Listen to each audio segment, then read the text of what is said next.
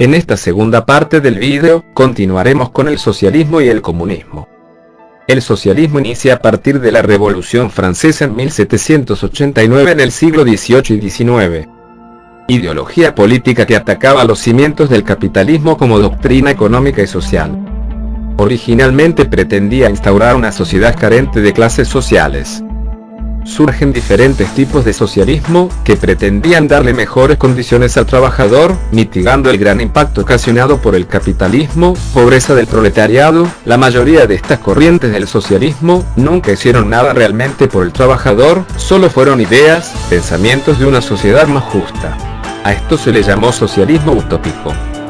Carlos Marx, en 1844, creó un nuevo tipo de socialismo, el científico, que pretendía el derrocamiento de la burguesía, la dominación por parte del proletariado, la abolición de la clase burguesa, la creación de una nueva sociedad, terminar con la propiedad privada, eliminar las clases sociales, propiedad social sobre los medios de producción, no existe explotación del hombre por el hombre, satisfacción de las necesidades sociales sino la obtención de ganancias. Friedrich Engels fue un filósofo y revolucionario alemán. Aunque corresponde a Marx la primacía en el liderazgo socialista, Engels ejerció una gran influencia sobre él. Le acercó al conocimiento del movimiento obrero inglés y atrajo su atención hacia la crítica de la teoría económica clásica.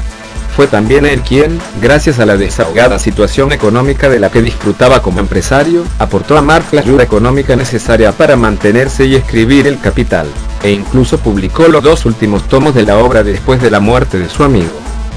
Tras la muerte de Marx en 1883, Engels se convirtió en el líder indiscutido de la socialdemocracia alemana, de la Segunda Internacional y del socialismo mundial, salvaguardando lo esencial de la ideología marxista, a la que él mismo había aportado matices relativos a la desaparición futura del Estado, a la dialéctica y a las complejas relaciones entre la infraestructura económica y las superestructuras políticas, jurídicas y culturales. Gracias a esto surge el comunismo. La palabra comunismo proviene del latín communis, que significa común perteneciente a todos. El ideal del sistema comunista es una sociedad libre, sin división ni alienación, donde la gente se vea libre de la opresión y la escasez. Se trata de una teoría y un sistema de organización social basado en la explotación de todos los bienes en común. La propiedad, en lugar de ser privada, pasa a ser de la comunidad o del Estado. En este caso, toda la actividad económica y social está controlada por un Estado totalitario, dominado por un único y autoperpetuo partido político.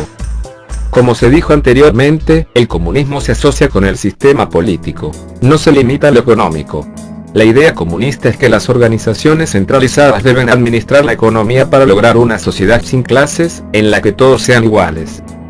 A diferencia del socialismo, el comunismo cree que solamente poniendo fin al capitalismo y a la propiedad privada se puede lograr una sociedad sin clases. Por esta razón dicen que todas las propiedades, fábricas, terrenos, etc., deben ser propiedad estatal o del gobierno central. En la terminología moderna, el comunismo se ha convertido en sinónimo de políticas de estados controlados por partidos comunistas, sin importar el contenido práctico del sistema económico actual. Algunos ejemplos de tales estados incluyen la República Socialista de Vietnam, la República Popular de China, la Unión Soviética, Cuba, Camboya y Laos. Su primer y más importante exponente fue Vladimir Lenin. Propone medidas radicales para la expropiación de la propiedad individual para ser explotada por el Estado y sus consecuencias son reales.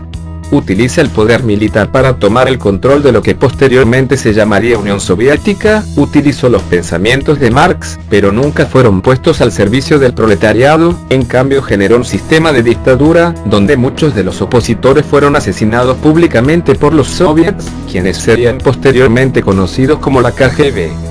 Tras la muerte de Lenin en 1924, Joseph Stalin gobernó la Unión Soviética de forma tiránica desde los años 30 hasta su muerte, implantando el régimen más totalitario que haya existido jamás. Pero también hay que atribuirle a él la realización del proyecto socioeconómico comunista en Rusia, la extensión de su modelo a otros países vecinos y la conversión de la Unión de Repúblicas Socialistas Soviéticas en una gran potencia. Para hablar sobre la escuela neoclásica de la economía escucharemos de nuevo al general Santander. Gracias Francisco, ahora continuamos con la escuela neoclásica de la economía. Con el cambio de las condiciones económicas y sociales en Inglaterra y Europa a lo largo del siglo XIX, se logró el mejoramiento de las condiciones de vida. Por esta razón pierde fuerza el estudio de temas como el valor, el origen y distribución de las riquezas entre las clases sociales. Los pensadores de la época denominada neoclásicos, se ocuparon fundamentalmente de la utilidad. La economía neoclásica sistematizó la oferta y la demanda como determinantes de la participación de precio y cantidad en el equilibrio del mercado, que afectan tanto a la asignación de la producción y la distribución de ingresos. Se prescindió de la teoría del valor-trabajo de la economía marxista en favor de una teoría de la utilidad marginal del valor de la demanda y una teoría general de los costes de oferta. ¿Pero en qué consiste esta escuela? Es una teoría de acción que se define generalmente como microeconomía, que apunta a cuestiones fundamentales como la asignación de recursos escasos. Los neoclásicos explicaban la formación de los precios en función de la intensidad de la preferencia de los consumidores en obtener una unidad adicional de un determinado producto. En lugar del análisis histórico de los clásicos, los neoclásicos consideran factores como tierra, capital y trabajo. Aportes teóricos. Teoría del consumidor. El consumidor neoclásico gasta su dinero de tal forma que alcanza el máximo de satisfacción posible. Para decidir, él utiliza su racionalidad, es decir, su información. Teoría del productor. Al igual que el consumidor, el productor trata de maximizar su utilidad, solo que a él no le interesa combinar entre productos, sino cómo obtener el mayor producto con los factores de producción, trabajo y capital disponibles. Teoría de mercado. A medida que el precio de un bien se eleva, la cantidad demandada de dicho bien se reduce, y se aumenta si el precio se reduce.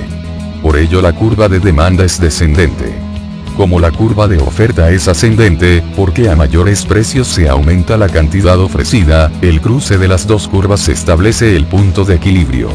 En dicho punto el productor genera la cantidad de producto que maximiza su ganancia y el consumidor demanda los bienes que maximizan su utilidad.